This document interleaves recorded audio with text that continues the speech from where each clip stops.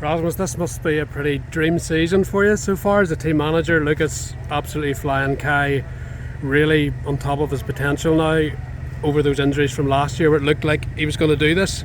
Now he's doing it this year. What are your thoughts on both riders and from a team manager's point of view? Well, obviously for the whole team I'm extremely happy. This is a dream start for us, but I'm also very well aware of knowing that we need to enjoy these moments and we need to keep the feet on the ground now and keep moving in this direction.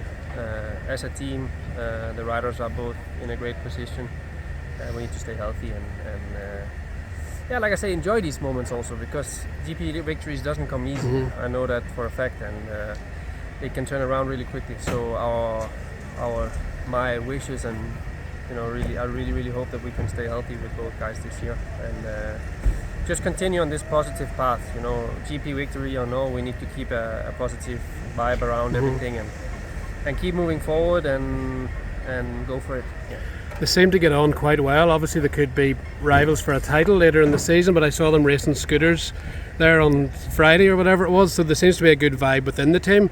But is it, I guess, your responsibility to keep that even as the pressure heightens at the end of the season? Yeah, I mean obviously it's to have two title contenders in the same class under 110 is not a walk in the park. It's important obviously to be that both know that from my side there is just as much attention to either rider and if any conflicts comes up, I need to be careful I need to have my facts before I go into it, and there's emotions. This sport is full of emotions. This is why we all love it, and so far it's going good. It's I couldn't be happier, and we keep going this way. In Argentina, they were battling pretty hard, and I was actually thinking of you. You must be pretty nervous right now. How is it watching them when they're close together from your point of view? Because they're both pretty aggressive and they're both really fast at the minute. No, well, honestly, Argentina first gate drop of the season, qualifying race, it was too close. Okay.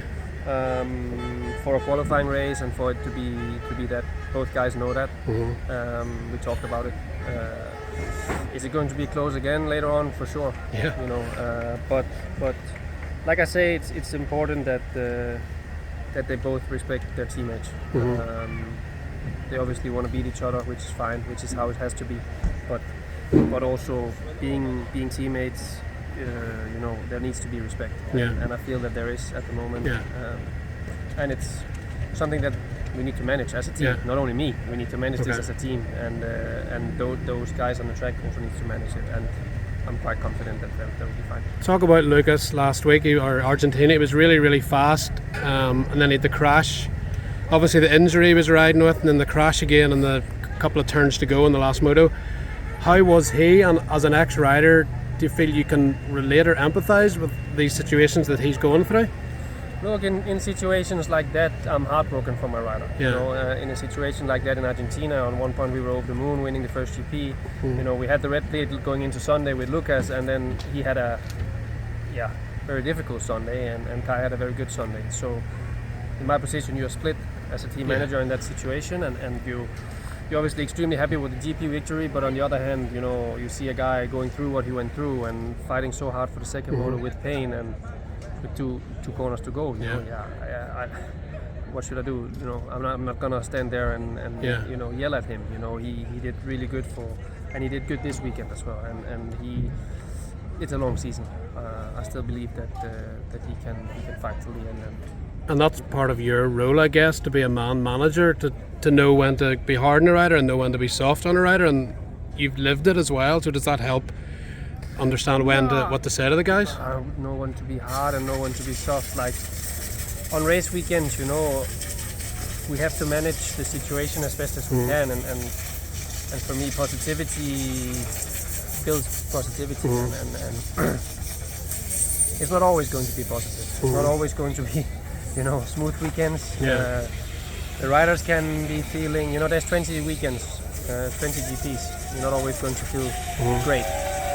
As a rider, you're not always going to feel amazing on your bike. And those weekends are the weekends that you need to work together to get the maximum. When your bad weekends are not too bad, Yeah. and your good weekends are very good, that's when it starts to be interesting, you know. So that's the approach we're trying to have and have had all the time, you know. But yeah, we need to enjoy these moments. But tomorrow morning it's Monday, and it's Monday regardless. So we need to look forward. Red Bull KTM have been the guys winning the championships for the KTM group. How much pressure has there been? You're the team manager, so you're going to have to take a lot of that to get Husky to this point. Just not you, obviously, but the riders, the team members, to become a championship level team. And do you feel now that everything's in place? You've got everything in place to do that? It's too early to say, honestly. Okay. I don't really. It's a good question, but I haven't thought about it like that. Okay. You know, like I said, it's very early. I'm very happy for the position we are in, but I don't even want to talk about a championship or this or that. My riders are doing great for the moment. We have 2 GPs in. We have 18 to go. Yeah. There's a lot of gate drops to go. Yeah. So, you know, the dreams are there. It has been there the last 4 years. You know, yeah, we will see. I'm generally happy with how everything's going. And finally, how is Kai to work with? He's so much talent. He kind of went up like this and then dipped last year with those injuries. Mentally, it looked really difficult for him to take, and yet he's come back this year, maybe in the form of his life. So you must be really proud of what he's done. But how is he to work with on a day-to-day basis? Look, I've worked with Kai since he was 13. That's right. So I've seen the development. I've been with him all the way, and obviously now on the coaching side, on the riding side, it's more Ruben, you know, being involved, and I am not on a daily basis out with my guys on the track anymore like I used to, and I think that's only for the better, you know. But I see what's going on, and I'm obviously in contact with my guys and my riders very closely. But Kai have, you know, developed, and like you said, last year he was also doing really good. He was leading the championship. He got injured, you know, and we were fighting with this injury. You know, he was fighting really hard with this injury, and it was not easy. You know, it's not easy riding around injured and having to fight and keep fighting. At one point, it becomes, you know, extremely difficult. Yeah. So he's had a good winter. He's feeling great, and let's see where it brings us. So do you miss racing yourself because you got to this level and then injuries hit you? Do you get the fulfillment from seeing what these guys doing and being so involved, or is there still a part of you that when they're all on the line and that gate drops, you're like, I'd still love to be out there? No, that went away a few years ago. Okay. I'm 32 now. Right.